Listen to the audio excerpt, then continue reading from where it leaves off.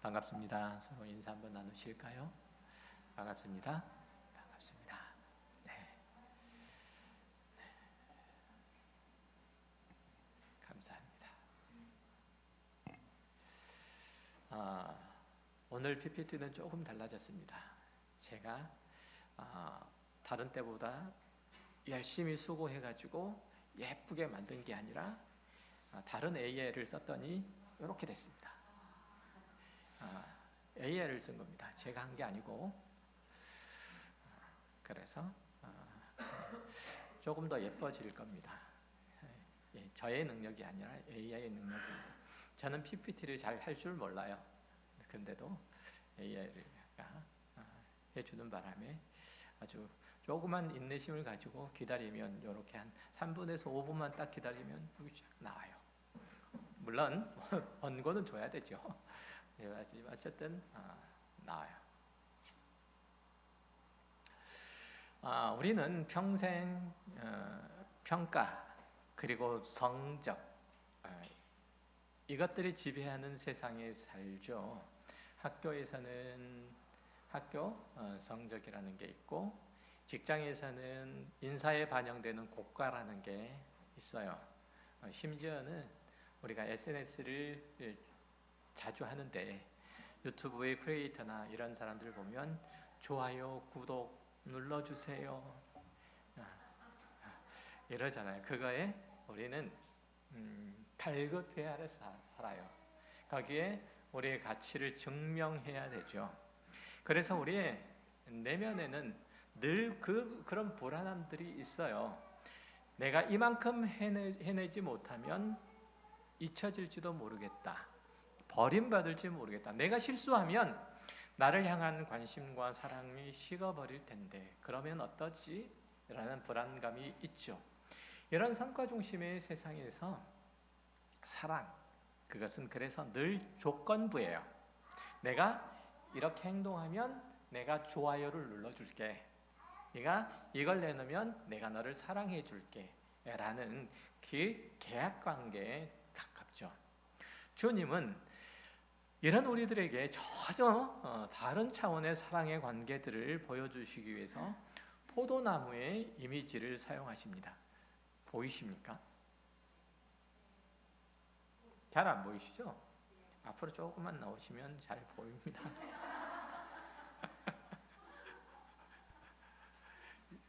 예배 시간에 조금 더 앞으로 나오라는 뜻입니다. 그래서 요한복음 13장 후반부에서 시작된 이제 예수님의 고별 강화, 그것이 15장에 이르러서 포도나무의 비유를 통해서 한층 더 강화되는 거죠. 포도나무는 당시 유대인들에게 있어서 매우 친숙한 유실수였죠. 길게 뻗은 덩굴과 무성한 이파리, 풍성한 열매, 그것은 그 자체로 풍요와 기쁨을 상징했던 거죠. 주님은 제자들이 늘 보고 만지고 그리고 함께 살았던 이 일상의 나무들을 통해서 하나님과 우리 사이의 신비로운 관계를 설명하시죠. 오늘 본문이 바로 그 지점에서 시작이 되는 겁니다. 주님께서는 우리가 세상의 평가에 휘둘리는 그 포도나무가 아니고 당신의 무한한 생명력을 공급을 받는 포도나무라는 것을 일깨워 주세요. 마치 어린아이가 엄마 품에 있을 때 어떤 성과를 내지 않아도 그 존재 자체로 완벽하게 수용되는 것처럼 우리를 주님 안에 거함의 그 신비로 초청하고 있는 것이죠. 너는 포도나무 그 자체, 그 가지 자체로서 의미 있고 가치가 있는 존재라는 것이죠. 그러니까 어떤 많은 열매를 맺었느냐, 어떤 결과를 얻었느냐, 이게 중요한 게 아니라는 것이죠. 그렇잖아요? 그렇죠. 나에게 있어서 내 자녀는 그 자녀가 어느 대학을 나왔는지, 그리고 어느 직장에 취업을 했는지, 이거에 따라서 내 사랑이 식어지거나 아니면 철회되거나 이렇지 않아요. 물론 다른 사람들에게 내 자녀들을 자랑할 때는, 내 면을 세울 때는 어느 대학을 나오는지 중요하겠고 좋은 직장을 다니는 게 중요하겠지만, 그렇다고 해서 내 면을 세워주지 못한 자녀라고 해서 내 사랑을 철회하지는 않죠. 그 존재 자체가 사랑의 대상이에요. 마찬가지로 주님께서 우리를 당신의 포도나무로 초대하는 것은 그 말씀인 거예요. 존재 자체로 초대하는 것이며 그 사랑을 누리라는 것이죠. 오늘 본문에서 주님께서 자신을 그냥 포도나무 그렇게 말씀하시는 게 아니라 굳이 참 포도나무라고 부르신 이유는 그냥 그렇게 부르신 것이 아니라 그들이 이제 겪었던 역사적인 그 사실, 그리고 그 사실 안에서 선지자들이 얘기했던 그 뼈아픈 역사를 대조적으로 말하기 위해서 참 포도나무라는 표현을 쓰세요. 예수님께서 당신을 참 포도나무라고 지칭하신 것은 구약의 이스라엘 자녀들이, 백성들이 그 열매를 맺는데 실패한 들포도나무라고 그렇게 선지자들이 지목했던 것과 대조를 이루시기 위해서 그 말씀을 하고 계시는 거예요. 하나님은 이스라엘이라고 하는 포도원을, 아주 멋진 포도원을 정성껏 가꿨지만 그들은 결국 이기심과 불순종으로 결국은 그들 자신이 들포도를 맺고 말았던 것이죠. 이제 하나님의 모든 소망, 그것은 오직 참 포도나무이신 예수 그리스도를 통해서 성취된다는 것을 지금 오늘 본문은 그것을 근거로, 그것을 전제하고 말씀하고 있는 거예요. 그런데 그 포도나무의 가지가, 포도나무 가지가 포도나무 원나무에 붙어 있어야 당연히 그 가지의 의미나 가치를 발현할 텐데, 잘려나가면 어떻게 되겠습니까? 그 자체로는 아무런 가치도 없고 볼품도 없이 그저 땔감 위에는 쓸 게 없다는 거죠. 가지가 나무에 붙어 있어야 열매를 맺게 되고, 그럴 때 그 존재 자체가, 그 가치가 마음껏 발현될 수 있죠. 우리는 포도나무에 붙어 있는 그 가지가 되어야만 우리를 통해서 역사하시는 하나님의 지혜와 하나님의 능력과 하나님의 능력이 우리를 통해서 열매를 맺게 돼요. 하나님께서는 우리를 통해서 당신을 드러내시기를 원해요. 당신이 얼마나 부유하신 분인지, 얼마나 풍성하신 분이신지 우리를 통해서 드러내시기를 기뻐하세요. 그래서 어떻게 한다고요? 우리를 당신의 존재로, 당신의 존재로 우리를 초대하세요. 그게 우리라고 하는 그리스도인들이 부르심을 받은 그 자리인 거예요. 이렇게 나무에 붙어 있어야 된다는 이런 생존의 원리로 예수님께서는 제자들에게 한 차원 더 깊은 영적인 비밀들을 가르치시죠. 그게 이제 요한복음 15장 4절에 나타난 바와 같이 너희가 내 안에 거하라, 나도 너희 안에 거하리라. 그러니까 무슨 얘기죠? 내가 너 안에 거하고 너희가 내 안에 거하는 요상한 논리가 아니라 너와 내가 하나로 존재하는 거예요. 너 안에 내가 있어. 이런 얘기 들어보신 적 있나요? 그런 얘기는 비슷해요. 단순히 물리적으로 붙어 있는 것들을 넘어서 서로의 인격과 생명의 교류, 이것으로서 거함의 상태로 초대를 하고 있는 것이죠. 그리고 이 요청이 이제 9절에 이르러서는 내 사랑 안에 거하라 라는 말씀으로 더 구체화돼요. 처음에는 4절에서는 내 안에 거하라 이랬다가 이제 9절에 와서는 내 사랑 안에 거하라 라는 말씀으로 이어진다는 거죠.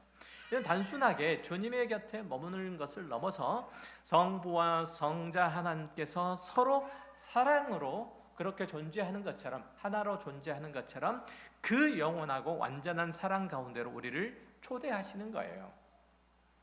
그러니까 성부, 성자, 성령 하나님의 그 사랑의 연합 안으로 초대함으로써 우리 교회 공동체는 이제 그리스도 예수 안에 성삼위일체 하나님 안에 거하게 되는 것이죠.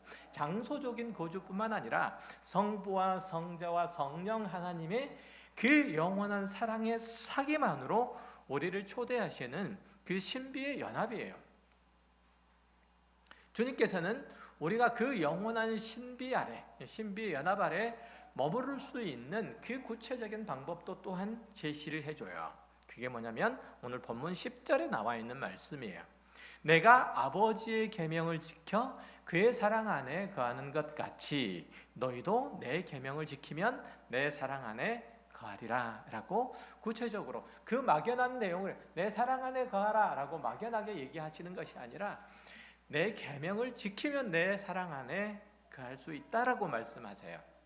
오늘 말씀을 통해서 세상이 주는 조건부 사랑에 지쳐있는 우리의 영혼이 어떻게 주님의 영원한 사랑 안에 뿌리를 내리고 참된 기쁨과 그 부요함을 누릴 수 있는지, 회복할 수 있는지 함께 나누고자 하는 거예요. 주님께서 제시하는 이 명령, 계명을 지키는 삶, 이것을 이해하기 위해서는 먼저 우리가 거해야 될 그 사랑의 성격이 어떤 것인지 분명히 짚어볼 필요가 있어요.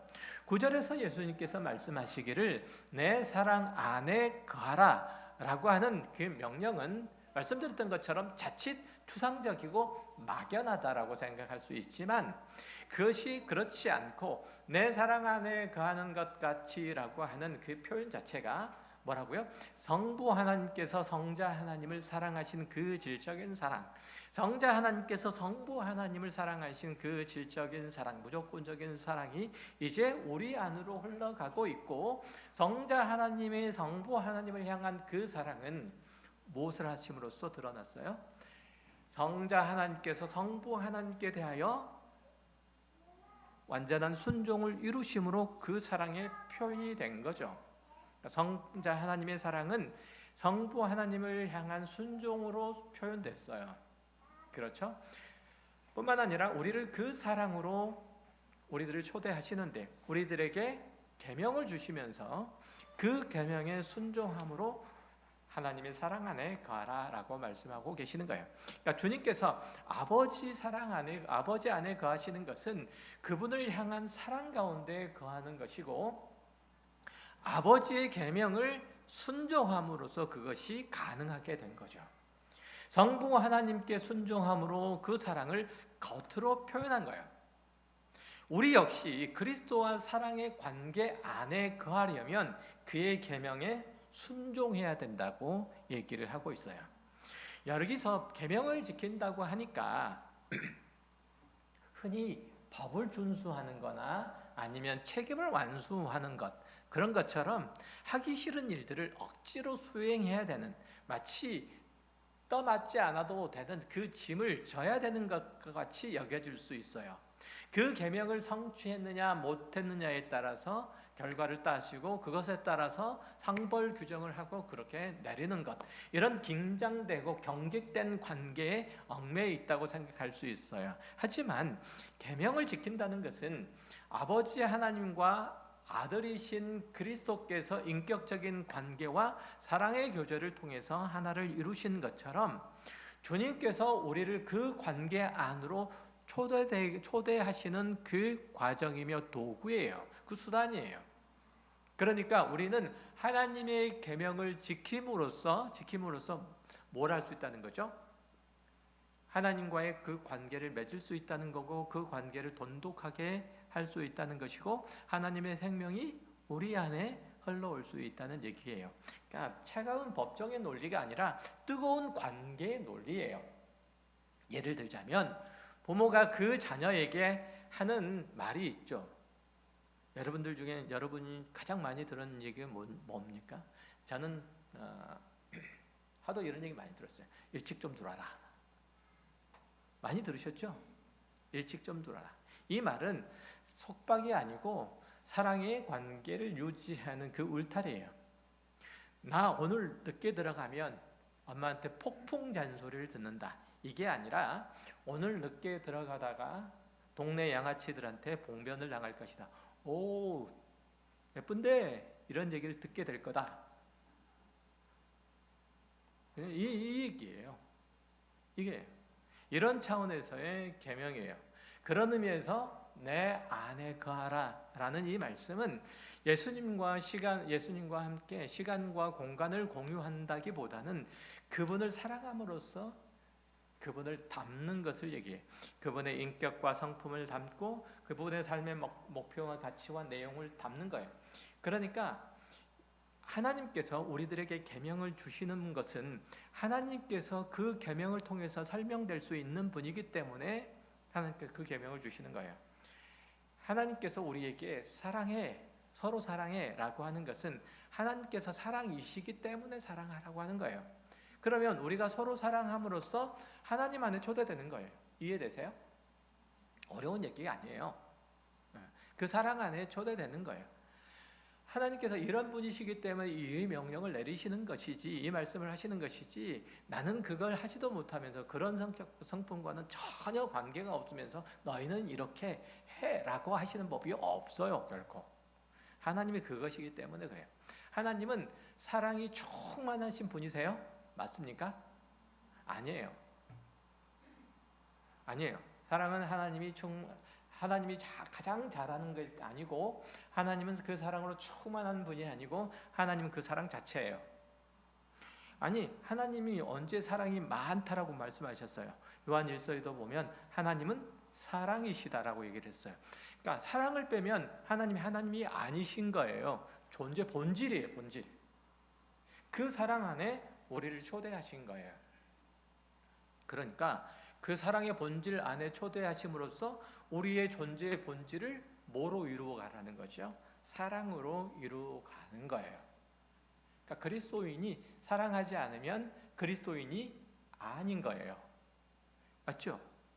사랑하지 않는 분은 하나님이 아니듯이 그리스도인이 사랑하지 않으면 그리스도인이 아닌 거예요. 이해되세요? 그런 의미에서 우리는 사랑이라는 계명을 지키는 거예요. 이해되세요? 이게 무거운 짐입니까? 아니죠. 그 말씀을 지금 하고 있는 거예요.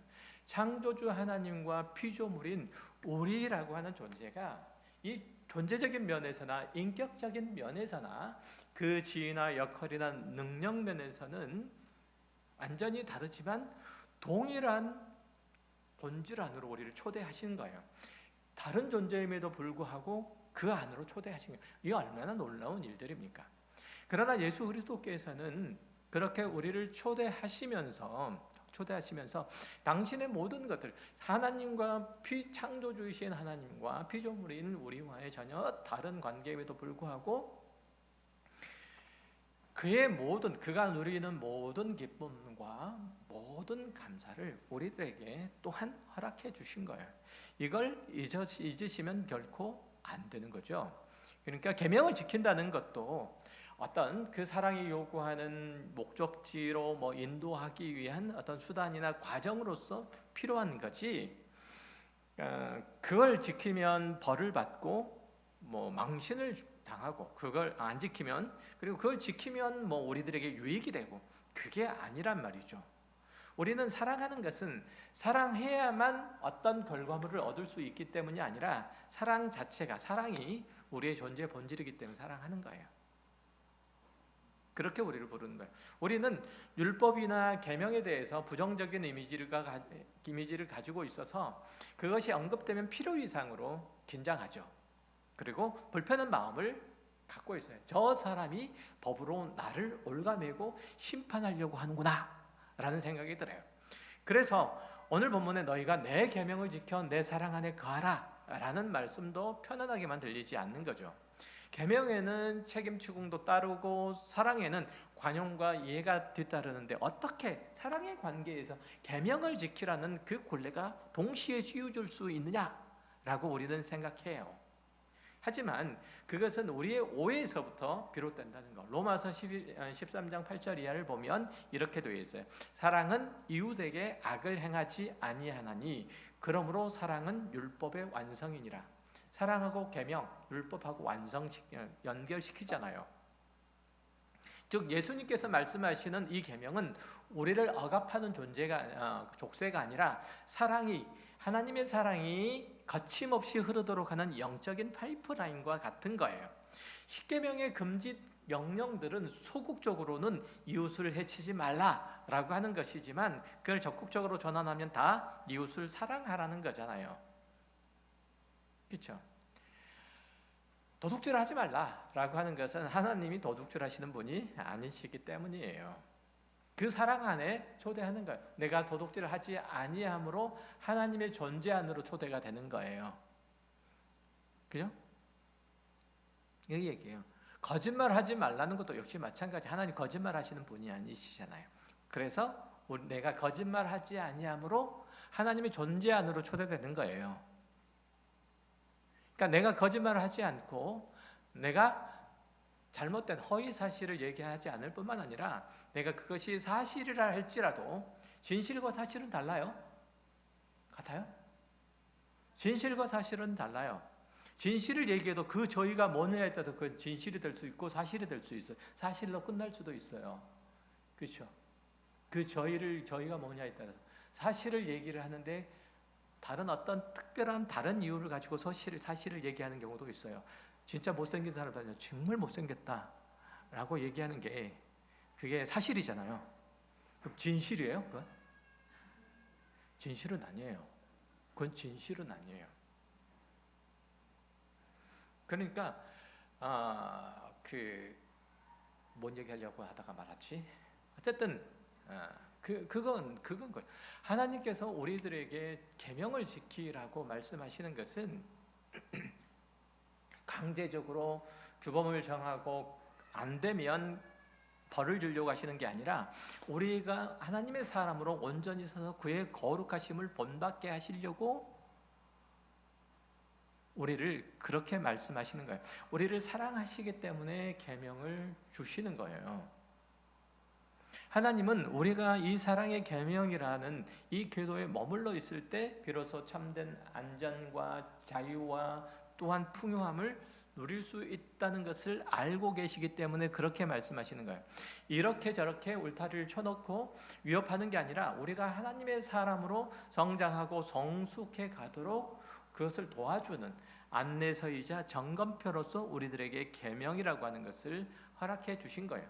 그렇기 때문에 그리스도 안에 있는 자는 항상 이것을 두고 확인할 수 있어야 돼요.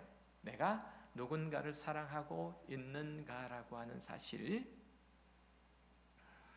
마태복음 5장 21절에 보면 그래서 주님께서 십계명에 대한 엄격한 기준을 제시하시는데요. 여기서도 보면 주님께서는 단순히 겉으로 드러나는 행동을 넘어서 우리의 마음의 동기를 살피세요. 그래서 아까 말씀드렸던 것처럼 사실이 진실이냐라고 하는 얘기가 그래서 나오는 거예요. 형제에게 노하거나 미련한 놈이라고 하는 것도 심판이 대상이 된다는 이 말씀은 공포의 공포 분위기를 조성하려고 하는 그 말씀이 아니에요. 오히려 하나님 나라의 백성이라면 모름지기 더 고결하고 아름다운 인격과 성품을 갖추어야 되지 않겠느냐라고 하는 것이죠. 생각해 보세요. 사랑하는 사람의 눈에 눈물이 고이게 하는 것, 이거는 죄가 아니에요. 그죠? 형법상으로 죄예요. 내가 사랑하는 사람 울렸어요. 형법상 죄예요? 삐뽀삐뽀 와가지고 붙들어갑니까? 안 그렇잖아요. 그러나 사랑하는 사람이라면 그 사랑하는 사람이 눈물 한 방울 흘리는 것도 가슴이 미어지는 법이에요. 그런데 그 사랑하는 사람을 함부로 대하고 쉽게 여긴다는 게 이게 말이 되겠어요?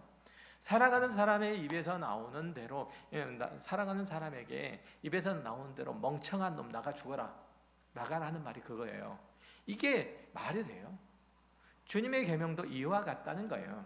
형제를 비난하는 마음을 경계하시는 이유는 그것이 하나님의 나라의 가족, 그 형제 자매에게 그의 영혼에 상처를 주기 때문에 그런 거예요. 주님께서는 우리가 서로를 대할 때 법 조문을 잘 지켜나가는 준법 시민이 되라, 이렇게 하라는 게 아니에요. 서로의 존재를 보석처럼 아끼고 사랑해라, 사랑의 장인이 되기를 원하세요. 결국 이 엄격해 보이는 이 기준은 우리를 억압하는 쇠사슬이 아니라 우리가 도달해야 되는 가장 아름다운 인격적인 고지인 셈이에요. 그래서 그런 차원에서 하나님께서는, 예수 그리스도께서는 항상 나를 닮으라 이렇게 말씀하고 계세요. 우리는 단순히 벌을 받지 않기 위해서 화를 참는 게 아니라 주님의 숭고한 그 사랑의 수준에 어울리는 그런 존재가 되기 위해서 오늘 형제에게 따뜻한 말 한마디를 건네는 것이고, 그리고 넉넉한 시선을 보내는 거예요. 애초에 하나님께서 모세를 통해서 이스라엘에게 율법을 주신 목적은 그들을 심판하고 정죄할 기준을 마련하는 것이 아니라 그들이 하나님의 백성으로서 그 거룩하심을 담도록 하는 설명서와 같았어요. 이방의 사람들은, 밖에 있는 사람들은 하나님을 아버지로, 하나님을 왕으로 섬기지 않는 사람은 그렇게 산다고 할지라도 너희는 이렇게 살아. 그러면 너희가 하나님의 아들이 될 테니까 라는 거예요. 그러니까 이렇게 살면 하나님의 아들로서 자격을 준다, 하나님의 아들로서 뭐 라이센스를 준다, 이게 아니고 이렇게 살면 하나님의 아들답게 돼 라는 거예요. 항상 그래요. 우리들에게 사랑하라는 것도 그래야 하나님의 아들답게 되니까 그거예요. 그래서 지금 11절 12절 말씀도 역시 마찬가지예요. 보면 내 계명은 곧 내가 너희를 사랑한 것 같이 너희도 서로 사랑하는 것이니라, 이렇게 말씀하심으로 예수님의 존재와 그 인격 안으로 우리를 초대하시는 행위예요. 하나님께서는 그 계명을 지키는 자의 삶이 정죄와 두려움에서 벗어나서 완성의 기쁨으로 나아가는 그 여정, 이것으로서 우리를 부르신 거라는 거예요. 율법은 우리를 죄 아래 가두어서 구원자가 절실함을 깨닫는 그 몽학 선생이었다면, 이제 우리는 그리스도 안에서 하나님의 자녀라는, 아들이라는 신분을 얻어서 그 성품으로 빚어지고 있는 존재예요. 우리는 이제 천국 갈 거냐 지옥 갈 거냐 이게 떠는 존재가 아니라 하나님의 백성, 천국 사람으로서 이제 빚어져 가는 과정이라는 건 잊으시면 안 돼요. 밖에 있는 사람이나 그렇게 떠는 거지 우리는 하나님의 자녀예요. 포미를 지키세요. 포미를. 우리는 미켈란젤로의 손에 들려있는 이 마치 원석과 같은 그런 존재이고, 하나님의 나라의 그 공사 현장에 있는 그 건축물의 그 돌과 같은 거예요. 때로는 그 공사가 더뎌 보이고, 때로는 그 조각가의 정의 끝에 떨어져 나가는 그 파편으로 인해서 고통스럽기도 하지만, 그러나 기억해야 될 사실들은 그 모든 과정들을 겪어 나갈 때 우리라는 하나님의 자녀가 그리스도의 장성한 분량에 이르기까지 나아가기 때문에 그래요. 이처럼 농부이신 하나님께서 우리가 더 풍성한 열매를 많이 맺게 하시기 위해서 계명이라는 날카로운, 어떤 의미에서는 날카로운 그 전지의 과일을 드시죠. 우리의 고집, 우리의 탐욕, 우리의 자존심, 그리고 가장 오늘 하고 싶은 얘기 중에 하나, 우리 그리스도인들의, 우리 신앙인들의 억울함. 이 억울함 굉장히 심각한 문제예요. 여러분이 가지고 있는 신앙의 큰 적 중에 하나예요. 이 억울함, 이것들이 떨어져 나가는 이 고통을 겪으셔야 돼요. 그러나 기억하시기 바라요. 그 고통은 심판의 칼이 아니라 우리를 그리스도의 사람으로 만드시는 하나님의 전문적인 농부의 손길이라는 사실이에요. 만약 여러분이 계명 앞에서 나는 왜 이토록 죄악투성인가 라고 그렇게 괴로워하고 있다면 그것은 절망할 일들이 아니라 오히려 축하할 일이에요. 죽은 나무는 칼을 대도 가위를 대도 비명을 지르지 않는 법이에요. 그 거룩한 좌절과 영적 통증이야말로 내가 하나님의 자녀, 그리스도인이라는 생명줄기에 붙어있는 가지인 것을 분명하게 해주기 때문에 그런 거예요. 살아있는 가지만이 농부의 손길을 느끼죠. 살아있는 가지만이 아픔을 뚫고 열매 맺는 거예요. 그런 면에서 보면 예수를 믿는 게 참 어렵죠. 내게 강같은 평화, 이게 넘치는 것은 하나님의 뜻에 순종했다는 그 안도감에서 오는 그 평안이지. 다시 말씀드려요. 내게 강같은 평안은 내가 하나님의 말씀을 지켜 순종함으로 하나님의 미움을 받지 않는 존재다. 그러니까 나는 하나님께 칭찬을 받는 존재다라는 그 기쁨과 평안과 안도감이지, 이 세상에서 살아가는 동안에 뭐 다른 어떤 것들의 유혹을 받지 않고 뭐 다른 어떤 누군가의 도전을 받지 않고 누군가의 덤비를 받지 않고 그래서 그냥 편안한 상태가 되는 이게 평안이 아니에요. 내가 먹을 게 넉넉하고 다른 사람들이 나를 다 위해주고 내가 오면 늘 환영해주고 나는 걱정 근심이 하나도 없어. 이 평안이 아니란 말이에요. 내가 하나님께 평안하면 할수록 이 세상에서는 고달퍼요. 사실은 그걸 잊으시면 안 돼요. 하나님과 합평하면 할수록 이 세상에서는 고달프다는 사실. 그럴 수밖에 없어요. 그러니까 내가 겸손히 하나님의 말씀 앞에 설수록 사람들은 나를 쉽게 볼 거잖아요. 그런 시험에 빠져서 내키는 대로 했다가 우리는 후회한 적이 참 많죠. 그래? 나도 한번 해볼까? 라고 해가지고 씩씩거리면서 한번 했다가 뒤집었다가 그거 수습하기 어려운 적 많이 있으셨잖아요. 없으셨어요? 나만 그런가? 그래요. 나만 쓰레기예요. 그러니까 이런 경험은 우리로 하여금 신앙인으로서 부족함을 여전히 더 느끼게 하죠. 우리의 속사람은 하나님의 법을 즐거워하지만 겉사람은 여전히 육신의 소욕을 쫓는 것에 대해서 한계를 느끼게 돼요. 그래서 나는 하나님 앞에 겸손하게 설 뿐만 아니라 누군가를 향해서 도를 들 수 없는 존재인 것을 알게 돼요. 내가 하나님과 관계를 깊이 하면 깊이 할수록 더 그래요. 깊이 한다는 건 멀리 한다는 뜻이 아니라 깊이 한다는 얘기예요. 똑같이 발음돼가지고 겉보기에는 훌륭해 보여도 내 안에는 여전하게 추한 생각이 들 수 있죠. 그래서 성경은 경건에 이르기를 연습하라고 하잖아요. 연습은 운동선수가 피눈물 나는 훈련을 하는 것과 같아요. 절제는 마음에서 쏟아져 나오는 그 추한 일들의 브레이크를 거는 것이고 내 안에 있는 거친 성품을 누르는 영적인 훈련이에요. 이 영적 훈련은 단순하게 마음을 다스리는 데서 그치지 않고 구체적인 행동의 그 실천으로 이어져야 되는 거죠. 마음을 다잡지 않을 때조차 의지적으로 몸을 움직이고 순종하려고 하는 그 결단과 연습이 필요해요. 실패하면 다시 시도하는 꾸준함이 집념이 있어야 돼요. 말씀에 감동되지 않더라도 하나님의 명령인 줄 알고 순종할 줄 알아야 돼요. 기꺼이 할 줄 알아야 돼요. 제가 건강검진을 하느라고 그리고 이거저거 하는 바람에 제가 운동을 한 2주 동안 쉬었어요. 특별히 근력 운동을 쉬었는데 그거 다시 하느라고 죽는 줄 알았어요. 근육통 때문에 너무 힘들었어요. 거의 한 일주일 가까이. 그러니까 2주 동안 근력 운동을 안 했더니 근력이 빠진 거죠. 그럴만한 힘이 빠진 거예요. 그러니까 다시 회복되는 데는 그만한 고통이 따른 거죠. 내가 매일 근력 운동을 할 때는 그런 고통이 없었어요.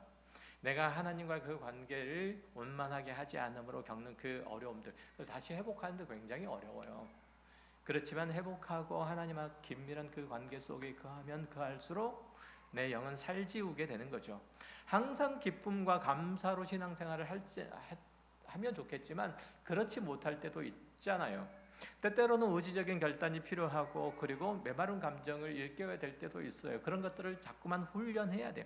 억지로 그렇게 해야 되는 거예요. 하나님의 생명력은 우리가 포기하지 아니함으로 우리 안에 들어오게 되는 거예요. 내가 하나님과의 그 관계가 멀어지고 기도하는 습관들이 점점 흐트러지고 그러면 우리는 하나님의 말씀에 민감할 수 없어요.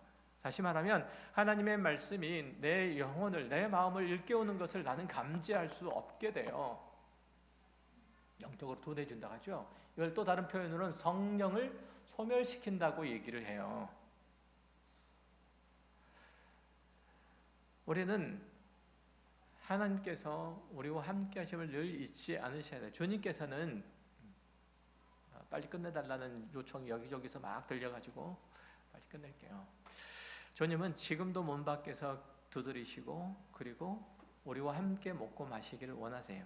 우리가 주님의 사랑 안에 거하고 열매 맺는 일들의 전심전력을 다해야 되는 이유는 우리가 그렇게 부름을 받았기 때문이에요. 의무가 아니고 당연해요. 당연해요. 그러니까 내가 열매를 맺는 것은 내가 붙어있다는 증거로서 필요한 것이지 그 결과를 가지고 나의 가치를 매기고자 하는 것이 아니에요. 참 포도나무이신 예수 그리스도께 접붙여진 자로서 생명이 꽃피고 아름다운 풍성한 열매를 맺혀 나가는 것은 당연해요. 그런 의미에서 세상은 육체의 정욕을 따라서 살아갔지만 우리는 하나님의 나라의 그 가치와 정의를 이 땅에서 실현하기 위해서 부름받은 자예요. 이 땅에 하나님의 나라가 임했다는 것을 무엇을 통해서 알 수 있습니까? 라고 얘기를 한다면 나를 봐라, 나의 삶을 봐라 라고 여러분들이 다 하나님의 나라로 다른 사람들 초대할 수 있어야 돼요. 그러니까 여러분이 하나님의 백성으로 살지 않으면 하나님의 나라는 다른 사람들에게 안 보이는 거예요. 여러분이 하나님의 백성으로 살면, 여러분이 하나님의 명령에 따라 순종하며 살면 다른 사람 눈에 하나님의 나라가 보이는 거예요. 저놈은 나랑 종자가 다르네, 소속이 다르네, 이걸 아는 거예요. 하나님의 나라가 이 땅에 임했다는 것, 그런 것으로 드러나는 거예요. 너는 하나님의 자녀야 라고 얘기할 수 있는 것은 하나님의 성품이 나를 통해서 나타나기 때문에 그래요. 그 내적인 그 생명의 흐름이 내 겉으로 그렇게 풍성하게 드러나는, 이게 열매예요. 열매. 요한복음 15장에서 예수님께서 포도나무를 비유를 통해서 전하고자 하는 그 핵심은 뭐냐면 하나됨이에요. 하나님이 내 소원이 돼야 돼요. 하나님의 기쁨이 내 기쁨이 돼야 되고 하나님의 슬픔이 내 슬픔이 돼. 하나됨이 하나됨. 내 기쁨이 너희 안에 있어 너희 기쁨을 충만하게 하려 하며, 주님께서 누리신 그 기쁨으로 우리를 초대하시는 거예요. 우리를 망하게 하시려고 하는 게 아니라. 이 기쁨은 세상의 성공이나 소유의 많음에서 나오는 것이 아니라 주님과의 깊은 영적인 사귐을 통해서 그분께서 이 땅에서 보여주신 모든 것들을 통해서 그분과 함께 나눌 수 있는 거예요. 예수님께서 이 땅에 사시면서 우리가 꿈꾸고 소망한, 예수를 믿음으로써 꿈꾸고 소망하는 것들을 다 이루셨습니까? 여러분들이 뭐 예수를 믿으면 요렇게 돼라고 그렇게 사람들이 얘기하는 얘기들이 있잖아요. 예수님께서 그것들 다 먼저 보여주셨어요? 예수님께서 뭐 몇십억 대 부자가 되셨습니까? 아니면 예수님께서 뭐 세상에 견줄 수 없는 높은 권력을, 큰 권력을 주셨습니까? 그렇게 한번 보셨어요? 예수님이 어떤 분이시라는 거? 나 믿으면 이렇게 돼 라고 하셨어요? 아니죠. 그거 보여주시려고 예수님께서 이 땅에 오신 건 아니에요. 예수님께서 보여주신 것들을 보세요. 예수님께서 기뻐하신 것이 뭔지 생각해 보세요. 그리고 그 기쁨을, 그 칭찬, 그 상을 우리들에게 주시기를 기뻐하신다는 사실을 기억하시기 바라요. 예수님께서 이 말씀을 하신 후에 십자가의 죽으심으로 그 사랑의 깊이를 보여주시자. 이제 우리는 더 이상 죄의 종이 아니라 그리스도의 친구예요. 우리가 주님의 계명을 지켜서 행할 때 하나님께서 우리 안에서 이루시고자 하는 거룩한 새 사람으로 우리는 빚어질 거예요. 우리의 성화는 내 힘으로 짜내는, 억지로 짜내는 고역이 아니라 나를 포기하지 아니하시는 하나님의 열심에 나 자신을 맡기는 거예요. 그러므로 이제는 용기를 내서 순종의 첫 걸음을 떼셔야 돼요. 내 안에 거친 성품이 고개를 들 때마다 주님의 십자가를 생각하면서 절제하는 연습을 멈추지 마세요. 때로는 넘어지고 실패해도 낙심하지 말 것은, 다시 해야 될 것은, 농부이신 하나님께서 우리를 결코 우리라는 가지를 포기하지 않으실 것이기 때문이에요. 우리 작은 순종이 쌓여서 거룩한 습관이 되고, 그 거룩한 습관이 그리스도를 닮은, 마침내 그리스도를 닮은 인격이 될 때 우리는 비로소 하늘의 풍성함을, 부요함을 맛보게 될 거예요. 부디 예수 그리스도 안에 거함으로써 세상이 줄 수 없는 평안과 기쁨의 열매를 풍성히 맺어가시기 바랍니다. 조급함을 버리고 성령의 도우심을 신뢰하고 날마다 주님과 더불어 먹고 마시는 그 실제 교제 가운데로 나아가시기 바라요. 우리가 주님 안에 거하고 주님이 우리 안에 거하실 때 우리의 삶은 하나님의 영광을 드러내는 가장 아름다운 참 포도나무가 될 겁니다. 주님의 이름으로 그렇게 간절히 권면하니 오늘 말씀을 따라 우리의 삶과 신앙을 다시 한번 살피시고 또한 이 시간을 통해서 다짐하는 귀한 시간이 되시길 바랍니다. 기도하겠습니다. 하나님 감사합니다. 우리는 하나님의 나라의 그 포도원의 가지로 부름을 받았습니다. 하나님, 그 가지에 붙어 있으므로 우리는 하나님의 영광과 하나님의 그 보요함과 하나님의 지혜와 하나님의 능력을 함께 공유할 수 있음도 배웠습니다. 하나님 그렇게 우리를 부르신 줄 알고 그 부르심의 목적을 따라서 하나님 주님께서 주신 그 말씀에 비록 어렵고 힘들고 그리고 고통스럽다 할지라도 세상 사람들이 인정해 주지 않고 알아주지 않고 나를 무서워하지 않는다고 할지라도 하나님의 말씀에 순종해서 하나님을 닮는 저희들 되게 하여 주옵소서. 우리 안에 계시는 하나님께서 우리의 영혼을 부욕케 하시는 분이십니다. 예수 그리스도 이름으로 기도했습니다. 아멘. 다 같이 찬송가 90장 찬송합니다. 90장 찬송합니다.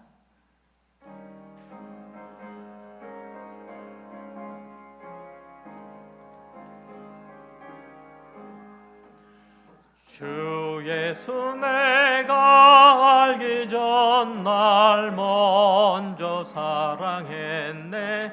그 크신 사랑 나타나 내 영혼 거듭났네. 주 내 맘에 늘 계시고 나 주의 안에 있어 저 포도 비유 같으니 참 좋은 나의 친구. 내 친구 되신 예수님 날 구원하시려고 그 귀한 몸을 버리사 내 죄를 대속했네. 나 주님을 늘 믿으며 그 손을 의지하고 내 몸과 마음을 바쳐서 끝까지 충성하리. 내 진실하신 친구여 그 은혜 내려주사 날 항상 보호하시고 내 방패 되옵소서. 그 풍성한 참 사랑을 네 능히 끊을 소냐. 날 구원하신 예수는 참 좋은 나의 친구. 기도하겠습니다. 하나님 감사합니다. 때를 따라 돕는 은혜와 그 사랑으로 우리와 함께 하시며 있어야 될 것들 모든 것들 다 아시고 공급하여 주시는 하나님의 은혜에 감사합니다. 하나님께서 주신 것들 중에 일부를 구별하여 우리의 기쁨과 우리의 감사와 우리의 만족을 하나님 앞에 표합니다. 주님 받으시고 음양하여 주옵소서. 더 많은 것들로 섬기며 사랑할 수 있도록 저희들이 늘 포도나무이신 우리 주 예수 그리스도께 붙어 있게 하여 주옵소서. 이 물질이 하나님께서 기뻐하시는 곳에 잘 사용될 수 있도록 사용하는 자들의 생각과 마음과 손길을 하나님의 의의 장중에 붙들어 주옵소서. 감사드리며 예수 그리스도의 이름으로 기도했습니다. 아멘.